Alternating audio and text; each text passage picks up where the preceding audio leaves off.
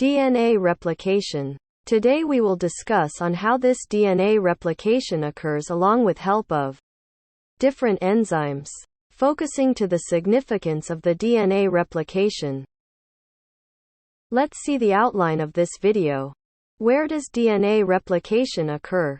Importance of nucleic acids and its structure. How does DNA replication occur? Significance of DNA replication. Let's closely look into the stages. Properties of double helix. DNA helix is arranged in an anti-parallel arrangement, where strands positioned face-to-face oppositely at ends, known as 3' and 5'. Helix is twisted and turned after every 10 base pairs. This is 3.4 nanometers distance in length. Helix strands are connected according to the complementary base pairing pattern. Adenine bonds with thymine by forming 2 bonds, and guanine bonds with cytosine by forming 3 bonds. Complementary base pairs are bonded by hydrogen bonds in between the pairs.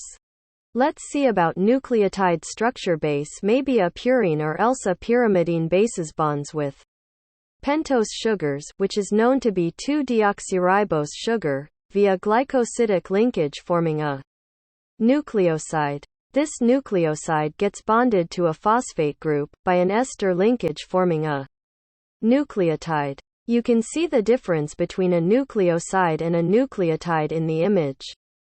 Many nucleotides joins together via phosphodiester linkages forming nucleic acids. Let's know about the functions of nucleic acids. Nucleic acid stores and carries genetic information from one generation to another. It is a constituent of coenzymes, for example NAD and FAD, as well as they act as a secondary messenger in signal transduction, allowing for cell-to-cell communication. Significance of DNA strand and its importance. DNA has a 2-deoxy-D-ribose sugar. It is a pentose which lacks oxygen at the second carbon atom. DNA is double-stranded helix, which has a 3D shape. DNA is larger in size when compared to RNA. DNA replication occurs inside the nucleus of a cell. As I mentioned earlier, complementary base pairing in a DNA is bonded to it.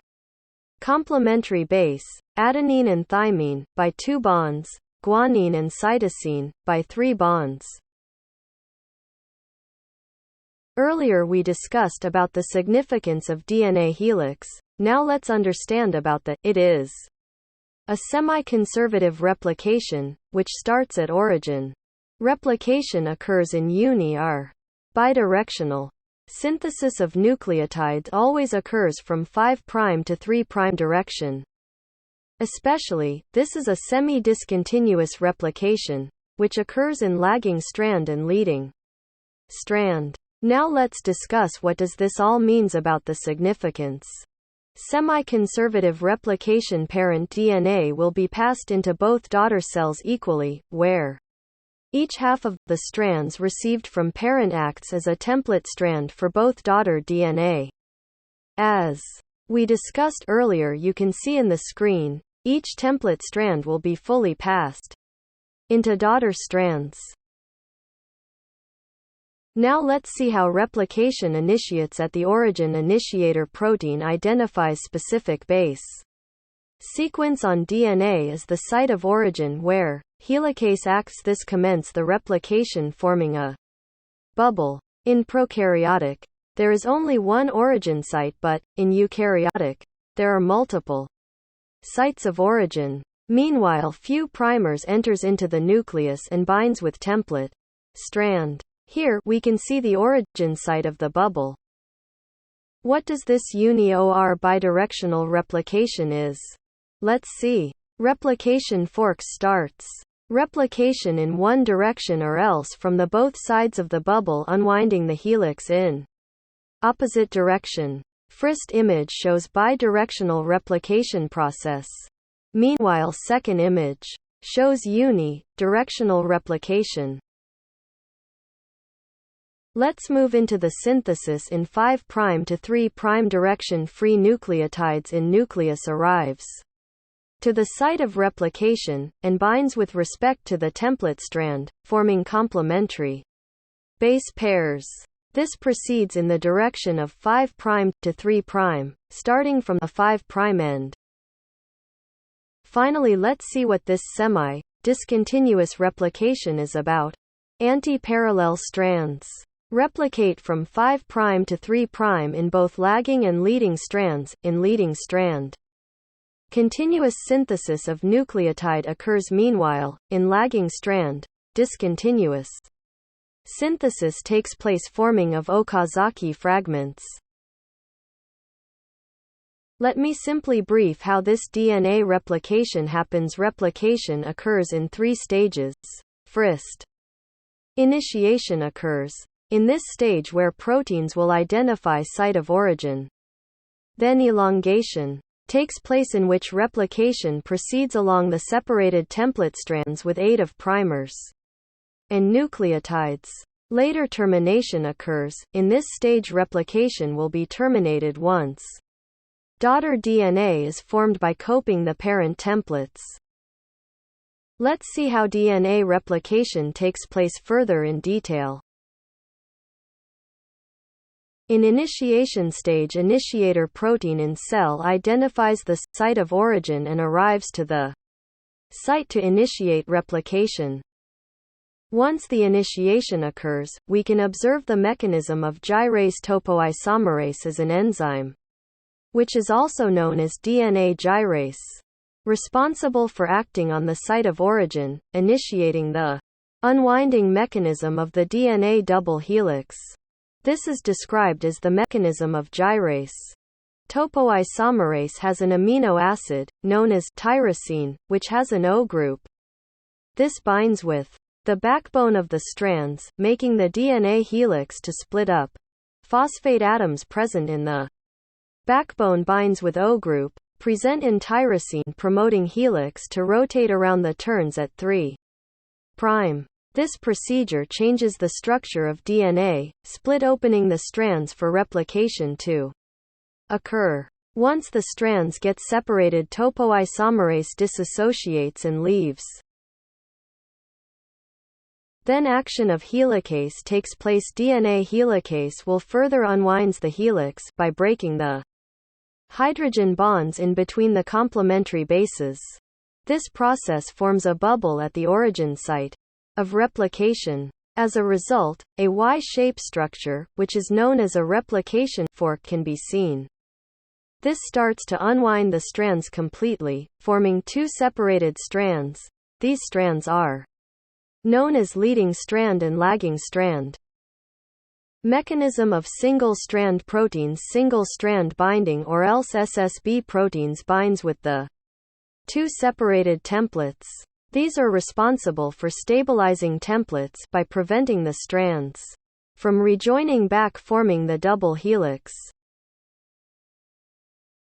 Then primers starts to synthesis new strands. Helicase leaves the separated strands in an anti-parallel arrangement. Free DNA nucleotides known as primers arrives to the site and binds with the daughter strands.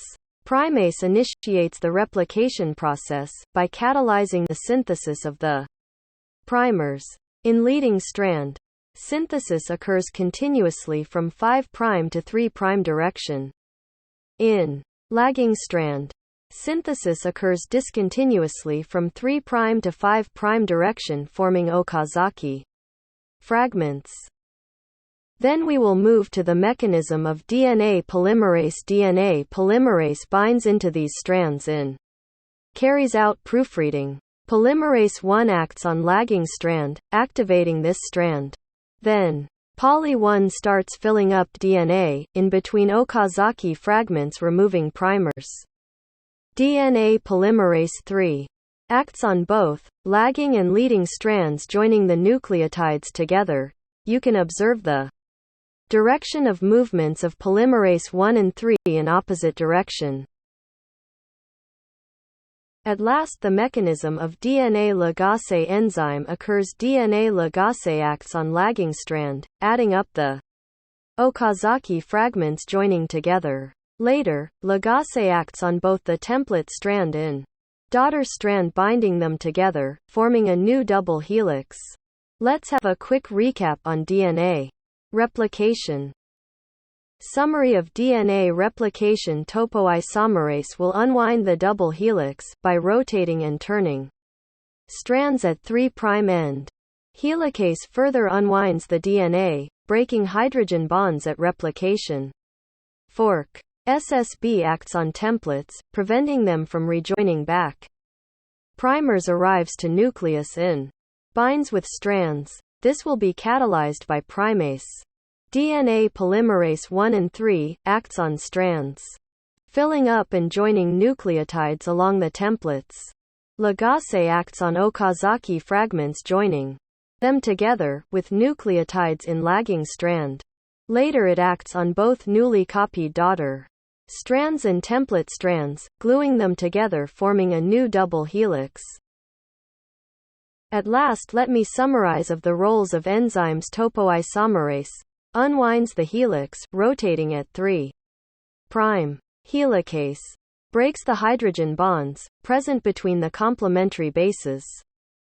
Primase catalyze synthesis of primers. Polymerase 1 catalyze removal of primers, replacing them with nucleotides. Polymerase 3 catalyze filling and joining up of nucleotides together. Ligase has a vital role, where in lagging strand, it catalyze joining up of Okazaki fragments with the nucleotides. Furthermore, it acts on both daughter and parent strands, binding the template strand, with new daughter strand forming a double helix. Thank you for watching this video. We hope you learn a lot from our videos. You can also comment on our videos for any clarification, or else you can email us at our email ID given below. Await for our next video. And also, make sure to support us by subscribing our YouTube channel, and remember to click on the bell icon to get the latest videos. This is BioEng.